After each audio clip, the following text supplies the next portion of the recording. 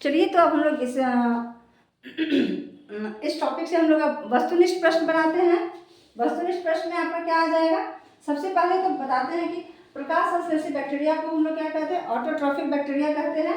ठीक है, autotrophic bacteria में क्या ऐसा पाया जाता है जिसके कारण कि वो अपना प्रकाश संश्लेषण की क्रिया करते हैं? तो आंसर होगा क्या? क्लोरोफिल, है ना, पर्णहरित। क्लोरोफिल को हम लोग हिंदी में क्या कहते हैं? पर्णहरित। ठीक है। अच्छा, प्रकाश संश्लेषी बैक्टीरिया का सबसे अच्छा उदाहरण क्या है? तो साइनोबैक्टीरिया। ठीक है। और दूसरा वस्तुनिष्ठ प्रश्न निकल के आता है आपको कि साइनोबैक्टीरिया का दूसरा नाम क्या है? साइनोबैक्टीरिया का दूसरा नाम आपका हो जाता है नीलहरित शैवाल, या इसको हम लोग ब्लू ग्रीन एल्गी करते हैं। ठीक है। तो साइनोबैक्टीरिया जो है वो आपका पाया कैसे जाता है? अगला क्वेश्चन आपका बनता है कि साइनोबैक्टीरिया किस रूप में पाया जाता है, यानी कि ये कॉलोनी के रूप में पाया जाता है, यानी ढेर सारे बैक्टीरिया जो है एक साथ आपका मिले हुए होते हैं।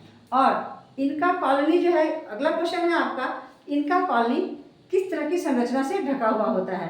तो हम लोग इसको कह सकते हैं कि इनका संरचना जो है आपका, यानी कॉलोनी में संरचना जो है वो आपका जेलीनुमा पदार्थ से वो ढका हुआ होता है। उसका ऑब्जेक्टिव क्वेश्चन में आंसर होगा वो जेलीनुमा पदार्थ से ढका हुआ होता है।